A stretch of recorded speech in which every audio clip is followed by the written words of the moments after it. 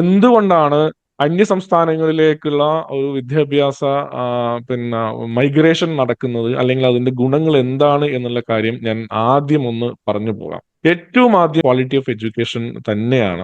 മറ്റൊരു പ്രധാനപ്പെട്ട കാര്യം ഡൈവേഴ്സിറ്റി ഇൻ കോഴ്സസ് ആണ്. നമ്മുടെ കേരളത്തിലെ സ്വകാര്യ വിദ്യാഭ്യാസ സ്ഥാപനങ്ങളെ സംബന്ധിച്ച് നോക്കുമ്പോൾ വളരെ കുറഞ്ഞ ഫീസുകളിലാണ് നമുക്ക് കർണാടകയിലായാലും തമിഴ്നാട്ടിലായാലും ഫീസ് സാധാരണഗതിയിൽ വരുന്നത്.